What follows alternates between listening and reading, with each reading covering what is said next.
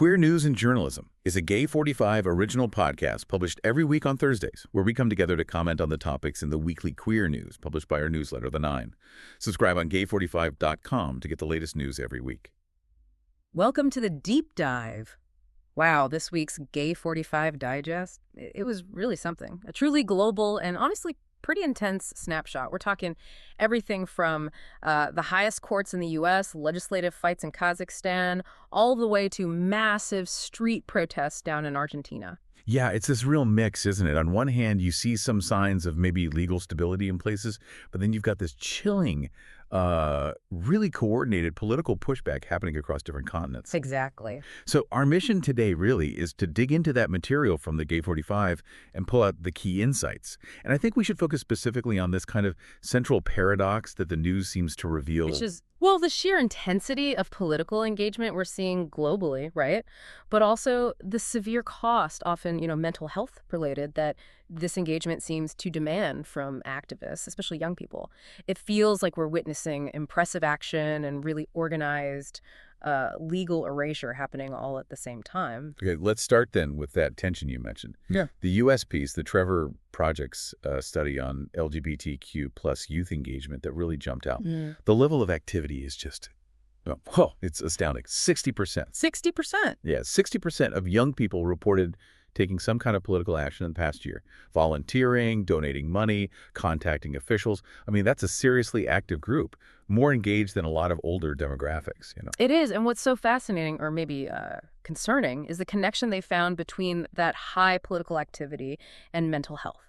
We often assume getting involved in a cause is empowering, right? Makes you feel better. Right, gives you agency. But this study showed that high engagement actually correlated directly with higher reported levels of anxiety and depression. Which just feels completely backward. If activism is supposed to be about empowerment, about taking control, why would the most engaged people be showing the highest levels of distress? It doesn't quite add up. Well, one of the researchers, Derek Matthews, he proposed something that, for me, was a real aha moment. It kind of reframes the whole thing. Okay. He suggested the causation might be inverted. So instead of the activism causing the mental health issues, it might be that young people who are already distressed by this relentless wave of anti-LGBTQ plus rhetoric, the legislation, all of that, they might actually be more likely to become active because of that external hostility. Okay. So the engagement is more like a reaction, Right. a symptom. Exactly. Almost like a defense mechanism. It's a response to the distress, not necessarily a cure for it, which is a really important distinction. But then, if that engagement is sort of born out of distress, is it sustainable? Is that healthy activism? Or is it just political burnout waiting to happen? You have to wonder if we should be, encouraging that level of intense engagement if the mental health cost is consistently so high. It raises a really profound question, doesn't it, about the burden we're placing on young people.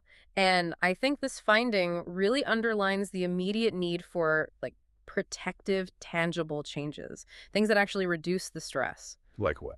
Well, removing those institutional barriers, specifically the systemic difficulties that trans and non-binary youth face just trying to get accurate identification. That's a direct link between a political failure and real everyday stress and potential danger. Fixing that could actually lessen the need for some of that distress-fueled activism. That makes sense. Okay, so moving from that kind of personal political action, let's look at mass public protest. The contrast with Argentina is incredible. Buenos Aires Pride basically transformed into this massive organized protest against President Javier Milei's far-right government. Yeah, and if you connect this to the bigger picture, what you're seeing is a huge community response to, governmental erasure. That protest wasn't just a celebration, The slogan says it all. Against hatred and violence, more pride and unity. It speaks directly to the immediate threat people are feeling since Milei took office back in December 2023. And he moved fast, didn't he? Dismantling things. Immediately, key institutions just gone, most notably the Ministry of Gender Equality and the National Anti-Discrimination Agency, just dismantled. So that's the policy context, the official rollback. But what was the, the tangible result on the ground? What happened? The statistics are, they're horrifying. And they really show the cost of this kind of rhetoric. According to the National Observatory for Hate Crimes Against Queers, a group tracking this stuff, hate crimes rose by a staggering 70%. 70%. 70%. In just the first half of 2024, compared to the year before, It's clear evidence that the government's policies, the rhetoric, it's directly emboldening hostility, and the community is paying a very real price. 70%. Wow. Yeah. That's a devastating increase, and just such a clear sign that words, that policies, they have real-world consequences. Which leads us actually pretty directly into our next segment, looking at this legislative pushback, moving from political hostility into like formal, legally sanctioned erasure. Yeah. Let's start with Russia. Yeah, Russia seems to be continuing its strategy, almost exporting its strategy of legally neutralizing rights organizations. This week, the news was that the General Prosecutor's Office designated the Equal Rights Trust, which is based in the UK, as undesirable. And the accusations were just wildly broad, weren't they? Promoting LGBT rights, which, of course, Russia now classifies as extremist activity. Right. Undermining family and moral values. And they even threw in these, like, totally unsupported claims about covertly financing the Ukrainian military. And this is where we need to be really clear about the terminology, because it matters. The extremist label. That's mostly used against domestic groups and activities within Russia. But this undesirable designation used here against a foreign group like the Equal Rights Trust, it's devastating. It effectively criminalizes any form of cooperation, any donation, even just simple association with that group inside Russia. So it's not just like a warning shot. It's basically a legal death sentence for any kind of collaboration or support from within the country. Precisely. The chilling effect is immediate, and it's absolute, and you see it right away. The trust, which was founded back in 2007, they announced they'd have to cease all operations related to Russia by September 30th. These political classifications are incredibly effective tools for just eliminating organizations that advocate for equality, even if they technically operate outside Russia's borders. And that playbook, it's clearly spreading. We saw in the Gay 45 that Kazakhstan's parliament is now advancing a very similar Russian-style LGBT propaganda ban, outlawing the promotion of non-traditional sexual values in public, in media, online. Yeah, and this raises that really important question about, regional policy contagion. Is this idea just spreading? We know Belarus and Kyrgyzstan have enacted similar measures. In Kazakhstan, apparently activists were invited to some kind of consultation. Oh, really? Yeah, but the reports suggest the outcome was pretty much predetermined. And worse, some members of parliament during those official discussions were apparently conflating same-sex relationships with things like bestiality and child abuse, which just shows the kind of underlying malice that's driving this legislation. And there are real penalties attached, too. Oh, definitely. Fines around, US $230 for a first offense, but then higher penalties, even possible administrative arrest for repeat violations. Yeah. There is maybe a sliver of hope, though. Legal experts there are planning to challenge the law. And they're pointing out that Kazakhstan's Constitutional Council actually struck down a very similar bill back in 2015. So there is some legal precedent, some history of resistance they might be able to leverage. We'll have to see. Okay, something to watch. Now, let's pivot just quickly to corporate compliance. Because it's not just governments, even global tech giants are getting caught up, forced to play by these rules. Apple, for instance, removed 2 pretty popular gay dating apps, Blued and Finca, from its app store in China. Right. Following a directive from the Cyberspace Administration of China, the CICSC, Apple's statement was, concise and predictable. We follow the laws in the countries where we operate. Standard corporate line. Pretty much. But you have to see this as just another data point in China's longer-term, multi-year crackdown on LGBTQ plus visibility. We saw Shanghai Pride forced to close in 2020. Other platforms are moving queer content. It just shows that whether it's Russia using legal designations or China using regulatory directives, the end goal seems to be the same. Visibility and connection have to be curtailed, controlled. So we've seen this global playbook for legal erasure taking shape.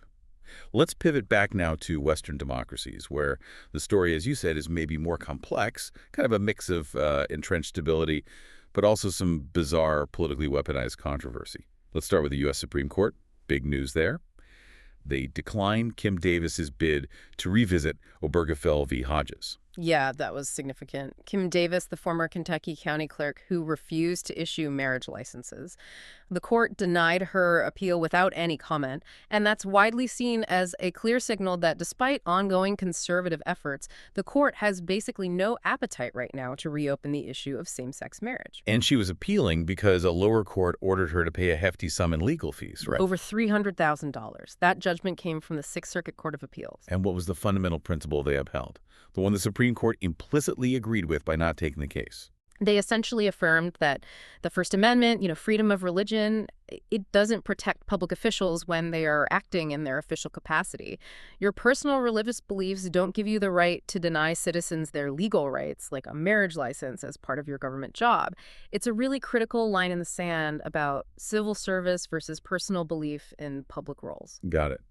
Okay, sticking with U.S. politics, but on the legislative side, we also saw the news that Nancy Pelosi won't be seeking re-election. That's the end of a really long career, one noted for pretty influential LGBTQ plus support over the years.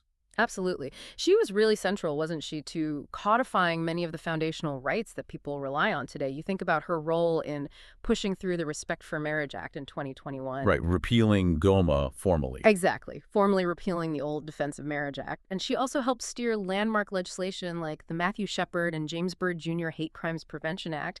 And of course, the repeal of Don't Ask, Don't Tell. Huge moments.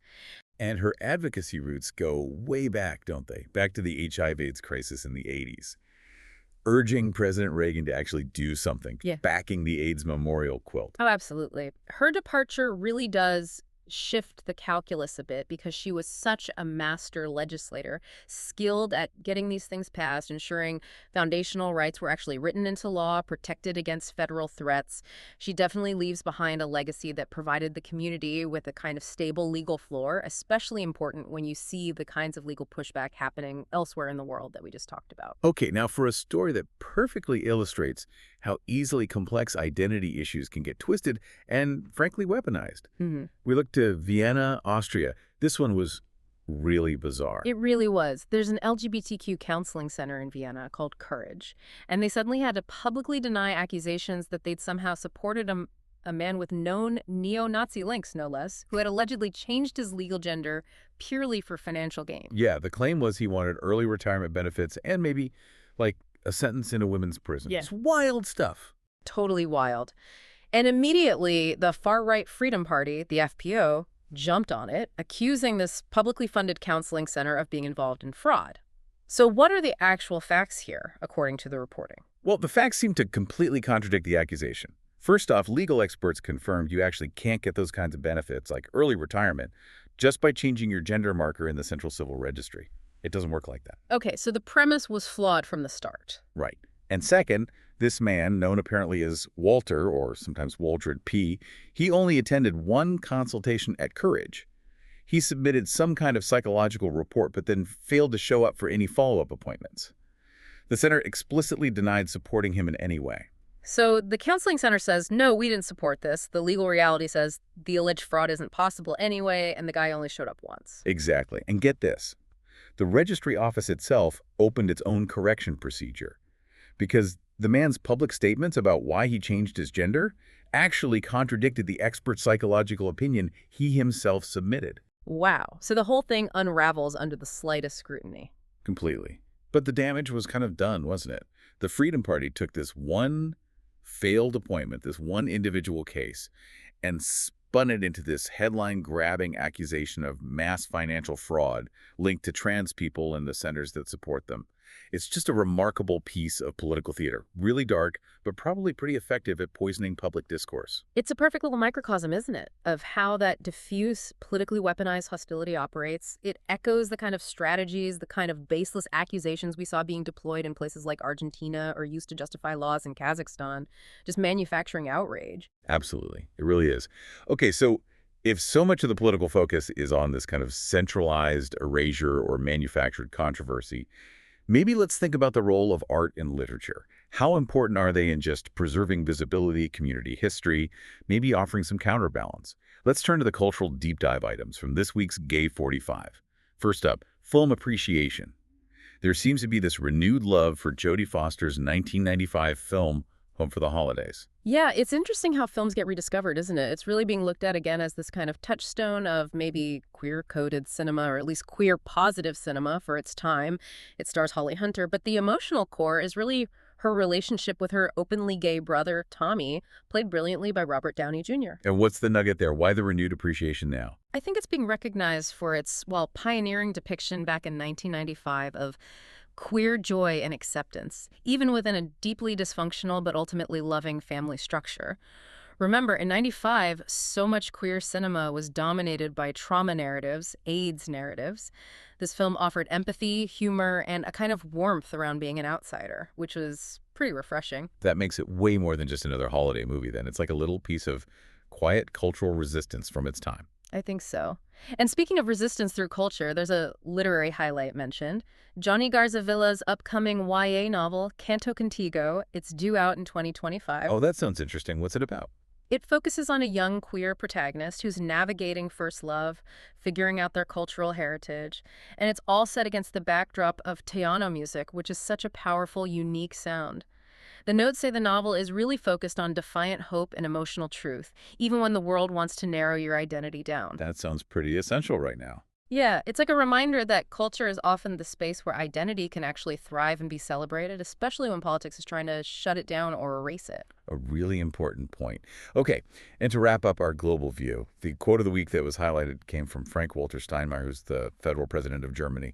He said, "Democracy and freedom have never been so under attack." That really feels like it ties together pretty much everything we've discussed today, doesn't it? From the legislative bans in some countries to the rising hate crimes in others. It absolutely summarizes the current global political temperature perfectly, I think. It really calls for vigilance everywhere, doesn't it? It really does. Yeah. Okay, so we covered a lot of ground today. Mm. We went from the very personal cost of political engagement for young people in the U.S. through to the alarming spread of these so-called propaganda laws in places like Russia and Central Asia, and then landed on this complex mix of legal stability versus politically weaponized controversy in Western politics like the U.S. and Austria. Yeah, and reflecting on all that, it raises a really important question for you, the listener, I think. It's about effective strategy, maybe. We saw evidence suggesting that distress often fuels political action, right? Right. So if your goal is actual tangible progress for the community, where should activists focus their limited resources and energy? Should the priority be on preventing the next big global propaganda law, fighting that centralized state-sanctioned erasure we see in Russia or China? Or should the focus be more on dismantling the diffuse, everyday hostility, the stuff happening in Argentina, the weird accusations in Austria, the kind of thing that seems to drive that initial anxiety and mental health distress in the first place? Centralized erasure versus diffuse hostility. Exactly. Which battle is more critical right now? Or how do you fight both? It feels like that might be the core strategic debate for queer activism in the next decade. Indeed. Definitely a lot to think about there. You can also listen to any of our articles. Visit gay45.com to read more quality journalism.